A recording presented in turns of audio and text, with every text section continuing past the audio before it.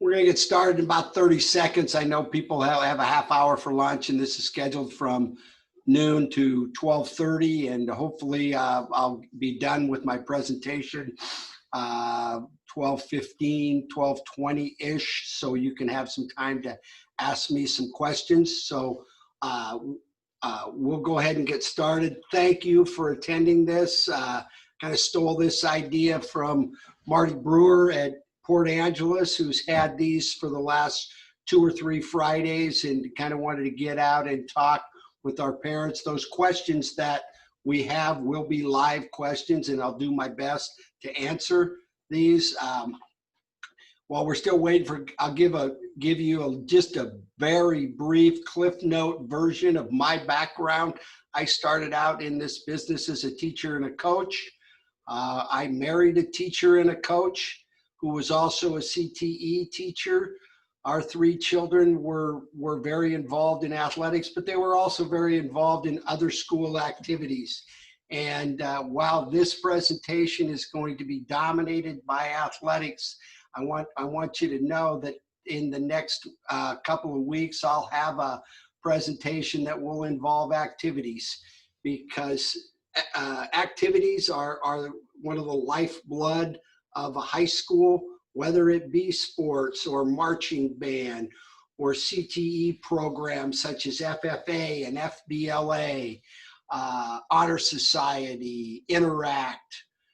Those clubs, what they do for our kids is tremendous. The advisors, the coaches, all of those things. And it's also it's a community activity, as many of our citizens go to the ball games. They participate in the fundraisers, and and areas of our community are very dependent upon our participation in community service by our clubs and activity groups. A strong, very strong component to the high school. And we welcome and encourage participation in various aspects of all of the school activities, whether it be at the high school or the middle school. A little bit about this presentation and future presentations. Athletics is going to start on Monday. Part of it is, and I'll talk about that a little bit later, but as things will change, I hope to give you updates every Friday. I know next week a week from today, we'll probably be talking about the kindergarten coming back and bringing some other students back. But I hope to be here most Fridays to kind of give you a heads up on what's happening in the following, what has transpired and what will be happening. So I want, as I get into the program, I also want to give large kudos to Dave Ditlevson and what he's doing and his department to get athletics up and running. It's not a normal year, don't need to tell you that, but Dave's gone above and beyond in the work that he's doing to make sure that our school, our kids, our coaches meet all the protocols and all the health, safety, so they can participate. You know, it is, and I give kudos to the parents. As I said earlier, I had 3 children, and you all deserve, merit badges, gold stars, whatever, for raising kids and doing your part during this phase of the deal. I can't imagine having high school kids at home right now. I know the difficulty, because they want to be active, they want to be involved with their friends, they want to socialize, and it's a tough deal. Oh, and before I forget, I do want to share with you that my soup of the day is jambalaya. It is purchased. I did not make that soup, but hopefully we'll be talking about soup later on. I almost forgot that, and my assistants, Tracy Norman and Megan Like, are helping me out through this presentation. Dave Ditlevson did this PowerPoint, And I want to go through it now. And so we'll have some questions at the end. So please, Tracy or Megan, who's ever running the screen.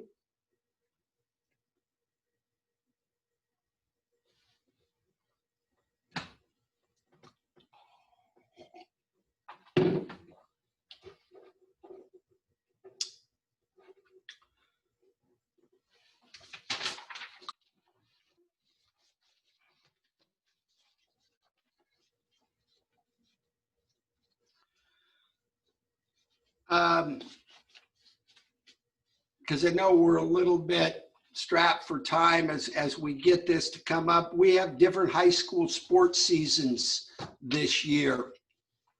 And if all goes well with the coronavirus and our people following the protocols and doing everything that's necessary, our basketball, here we go, our basketball season, or these sports seasons, men's and women's basketball, girls bowling, boys swim dive, wrestling, cheer, and our cooperative with Port Angeles in gymnastics. Practices will start on December 28th, and it will come, we will have games, and they'll culminate at February 28th.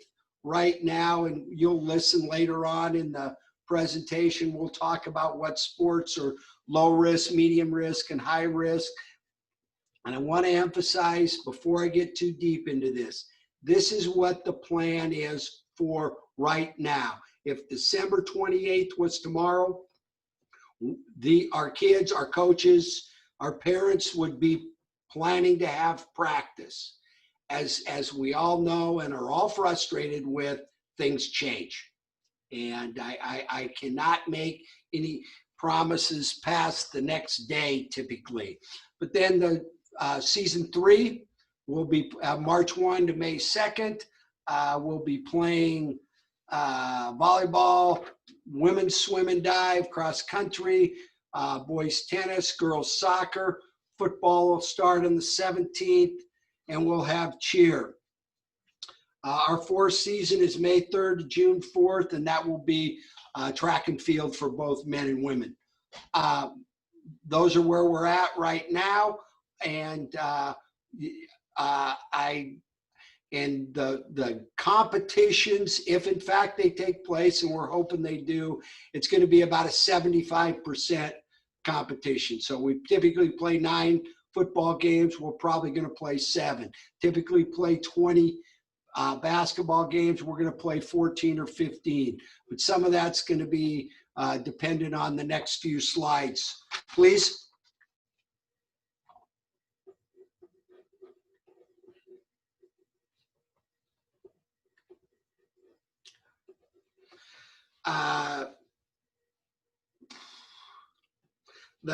Our low risk sports that we have will be our cross country, golf, swimming and diving, tennis, track and field, and no contact cheer.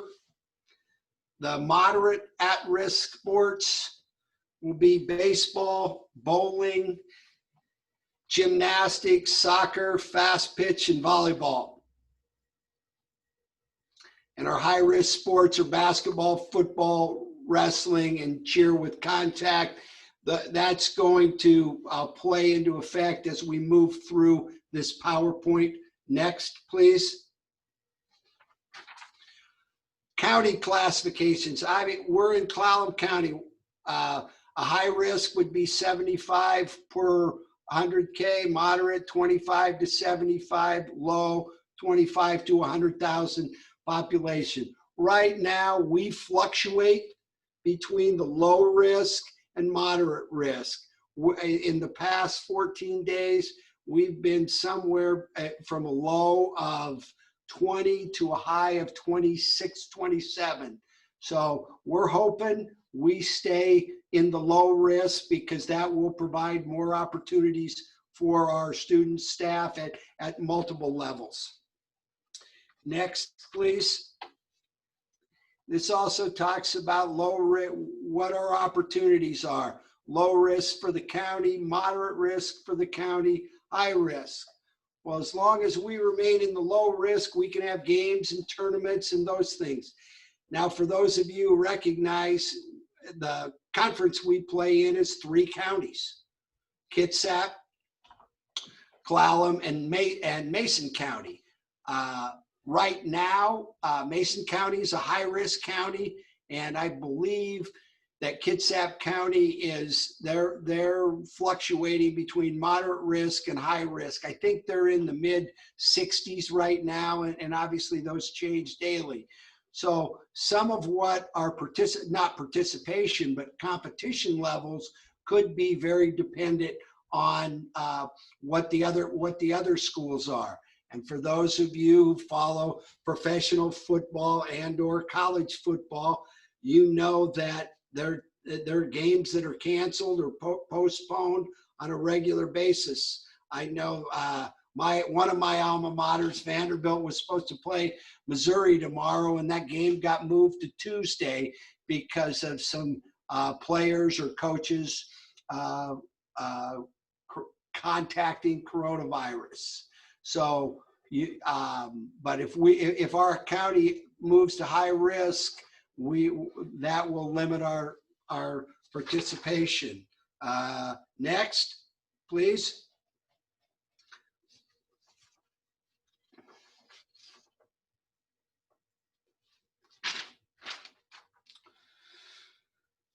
These are spectator status, and I'm not going to go through that. I'll give you a minute or so to read that. This is where, you know, but basically there may be times that you as a parent or a friend or an uncle, aunt, whatever, can come to games, and there may be times that you can't.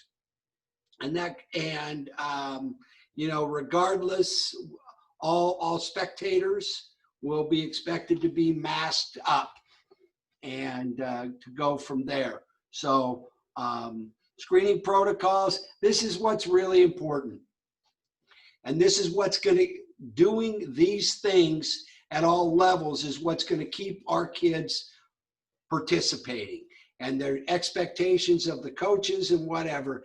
And I don't want to get into a long lecture about this, but I know a lot of our teenagers think they're a little bit invincible. Well, they're not.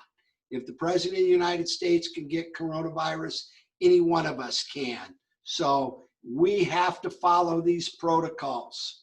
Next, please. We have face covering requirements when they aren't in actual participation.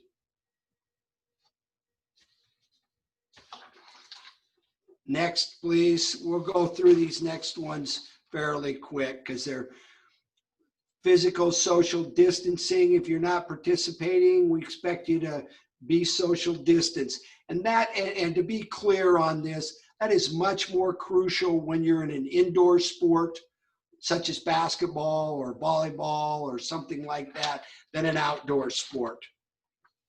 If the soccer team's practicing or the football team, while it's still important that you social distance, it doesn't have the same level. Next, please. Hygiene, wash your hands, take care of yourself. If you can't use soap and water, we'll have hand sanitizers available. Last bullet, fairly important. Athletes must not share stuff.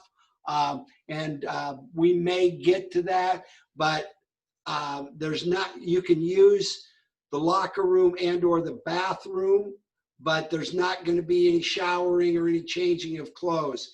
When we come to practices the next few weeks, you need to come, they're after school or after classes, you need to come dressed down. Next, please. Cleaning. Our custodial staff will be involved in this, and we're not having practices scheduled for Wednesdays, so we can clean down the indoor facilities that are being used. Individual drills, like I say, clothing, towels, those things. You know, if it's a school issue, we'll wash them every day. We encourage you to wash your gear as often as possible. Go ahead. Transportation, we're not providing transportation to practices. If you're, if ultimately we will be, we will put those parameters in before we make our first bus trip. Okay, facilities. These are the places that we will be available when the locker rooms are going to be available, but not to change clothes, mostly to use the bathroom. These are the abilities. Off-campus ones. Go ahead, please. And this is when it is. WIA off-season coaches, they're getting trained. There's going to be some documentation that you'll need to fill out as parents. We will provide PP&E. We'll have wipes and those things to clean the equipment. And we'll also set up a facility cleaning schedule. Last slide, please. We'll clear athletics. We plan for spectators based on the county, and I'm looking forward to having that first practice. We follow all the rules. We do everything. And that's not just a kid thing. That's not just a coach thing. That's a whole community, a whole county thing. And I do want to take my hat off to all the individuals in Clallam County. We've done a good job. Our county is one of the bellwethers of taking care of themselves. And as the winter approaches, we're having more inside activities. Obviously, holidays are coming up. We still need to take care of ourselves. And that's what I have. It's 12:17. I have 13 minutes for questions.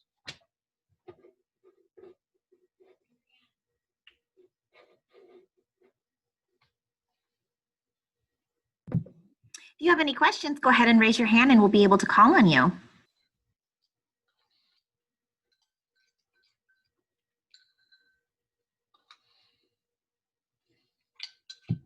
All right, the question we have, our first one is, can practices start this week?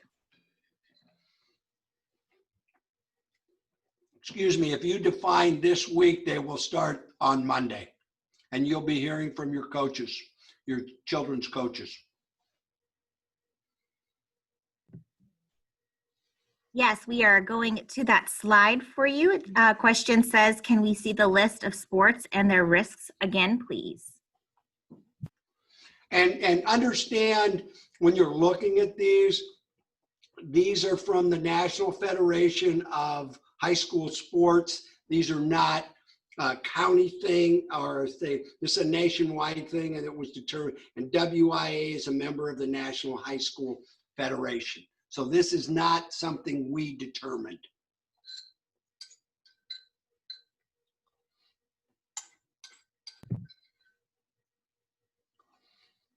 All right, we're going to be calling on Erica Weller. Hi, I just had a question. I had a question about, so if, for example, girls basketball starts December 28th, does that mean that's when practices start, or that's when games start? Is there a 2-week prior to get there? Practices. You still need X number of practices. I know I want to say they've decreased the amount to 5, that it used to be 10, but I need to double check on that. So when we say December 28th, that is when the first scheduled practice would be. Great.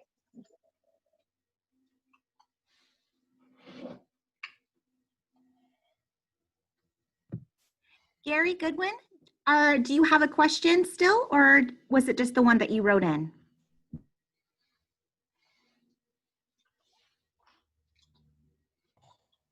Just the one that I wrote in, that's all.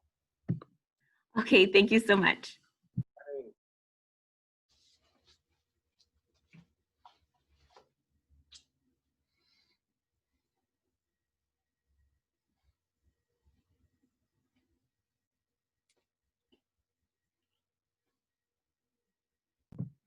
All right, Rory, you are unmuted.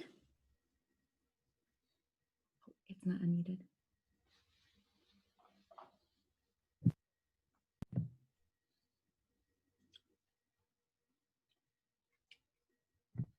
Rory, go ahead. So do they have the actual date they're going to start high school kids back to school? Or is it only certain groups of kids and they'll be notified, or how's that happening? We're in the process of making that determination. We're starting with our elementary grades at bringing them back in. And we'll be bringing the middle school and the high school kids in at a later date. This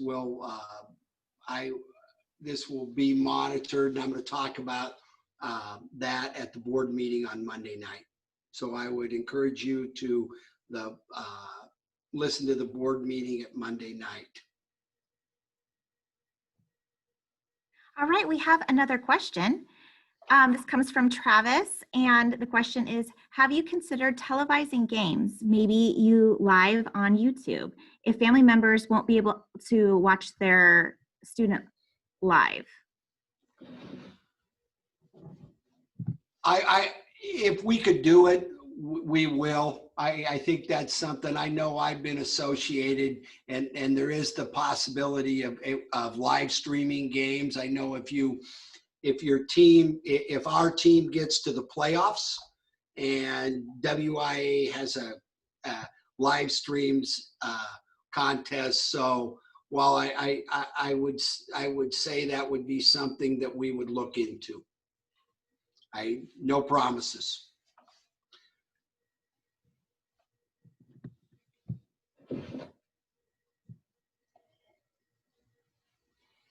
Erica, do you have another question?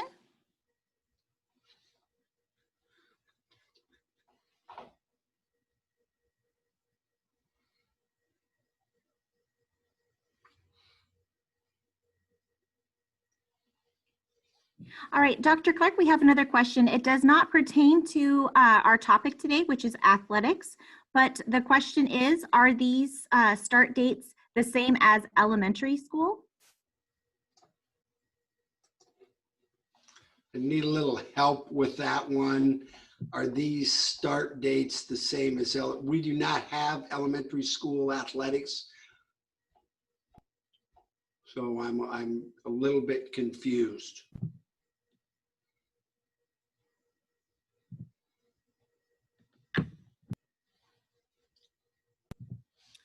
All right, do we have any other questions?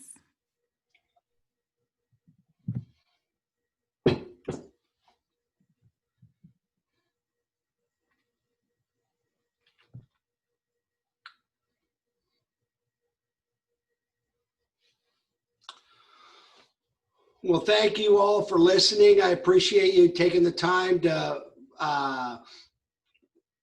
figure out what's going on. I look forward to the next few weeks. I'm not sure exactly what next Fridays will be, but I'm sure it will probably involve some more kids coming back to school, because I know kindergarten starts on the 26th. So thank you. Again, thanks to Dave Ditlefson for all the work he's doing to get our athletics up and running.